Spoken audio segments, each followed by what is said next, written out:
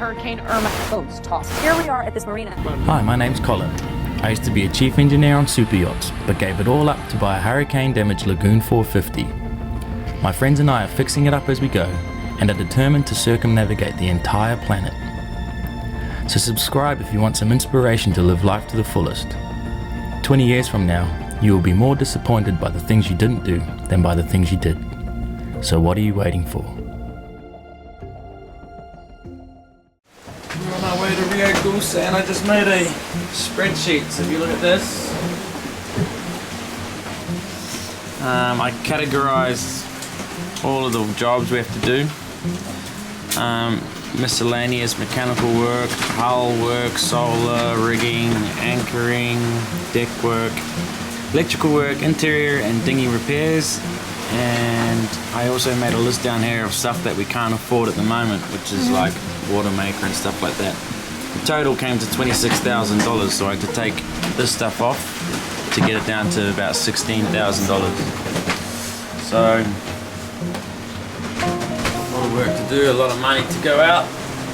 Boats aren't cheap.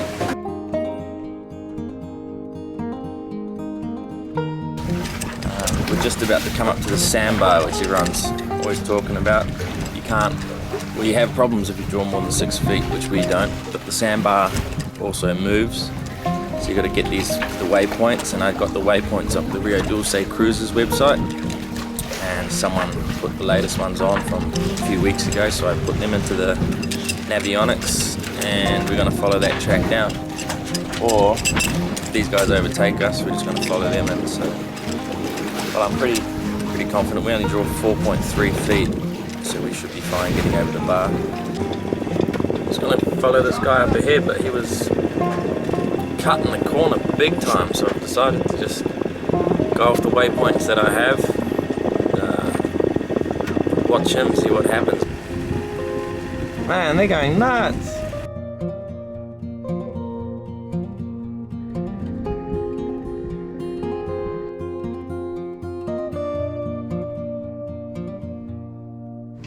Made it to Livingston. We've just pulled into Livingston, and it's a really good feeling. I don't know why. We just got pretty badly beaten up on the way to Roatan, had a nice week there, and then had a nice sail here. It was a long way, 900 miles, more, 950 miles.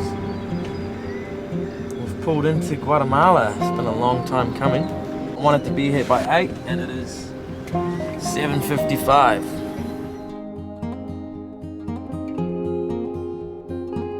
Livingston is a small but very busy town which is only accessible by boat. It is a port of entry for boats coming from abroad, and it is advisable to arrive early in the morning so that you can clear in and start the 20-mile motor up the Rio Dulce.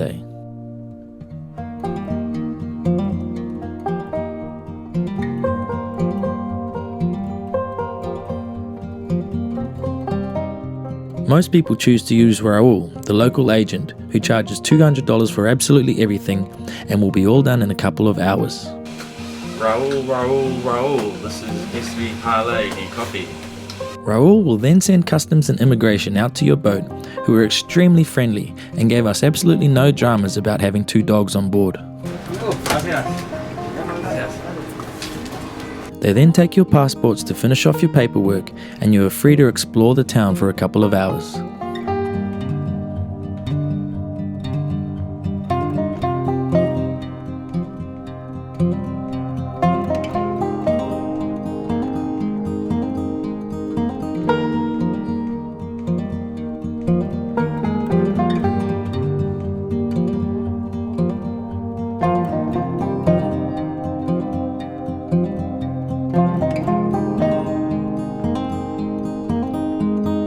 I spoke to that catamaran who we were thinking about following, and I'm glad we didn't, because they didn't even know there was a channel, and they were just winging it really, and they said they were dragging their keels pretty much the whole way through.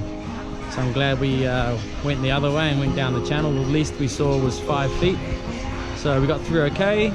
Really easy process. It does cost $200, but it's pretty trouble-free. Livingston's a pretty safe feeling little town, and we're going to go back to the boat now and head up the Rio. Woo! So we've got a problem with the port sail drive. It started making a ticking noise. So I've decided to not use that engine at all for the last week or so, which means we've been using the starboard engine most of the time, and it's almost out of fuel. There's probably 20 litres or so in there, which should be enough to get up the Rio, but just in case, we're going to try and get some fuel out of the port side engine, fuel tank, and transfer it over to the starboard side. That's the lift pump there. So I'm going to remove the hose here, and then when I put power onto the engine, this will start pumping, and I'll just pump it straight into this and then transfer it over to the starboard side. Power on to the port engine, please. There we go. Do not want to drop this. Sorted. Sweet as. We were all set to start making our way up the Rio by around 11 in the morning, and we sent Sean up the mast for the first time to enjoy a bird's eye view.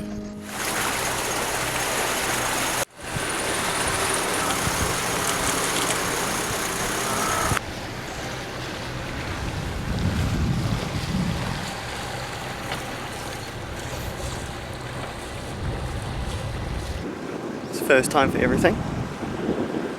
But yeah, we try to get a good angle for the Instagram. Try to get the boat and all that.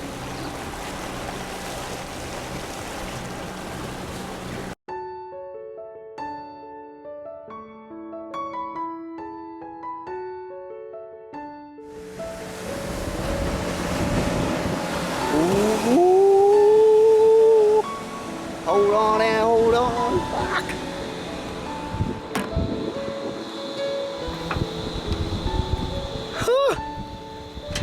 Can I come down? Can I come down now? Fucking rolling.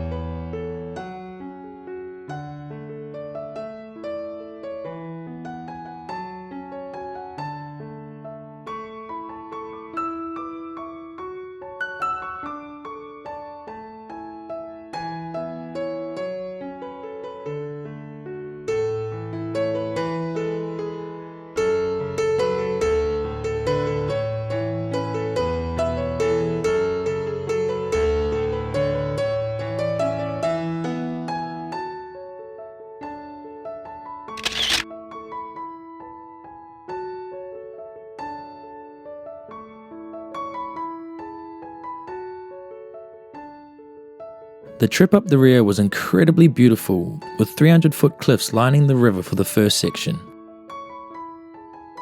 Although we were told by many people how stunning this river was, to see it with our own eyes was absolutely breathtaking and an experience we will never forget. Rio Dulce translates to the sweet river, and what a treat it was. It then opens up into a beautiful lake called El Golfete, which we were able to sail down for the last 2 hours.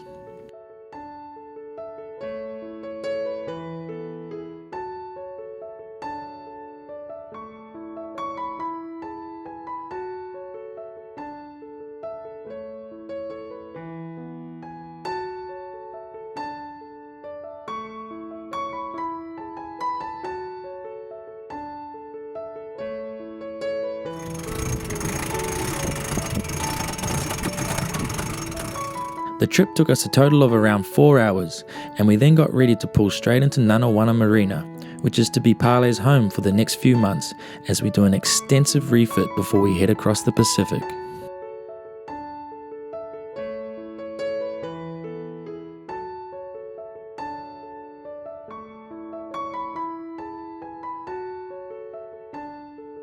Alright, we're going to go straight over, port side 2. We got the wind pushing us off. We've only got one engine, so we're going to make this snappy. So the key's going to be getting that bow line on real quick. The wind's going to want to shove me straight down. Okay, time for beer.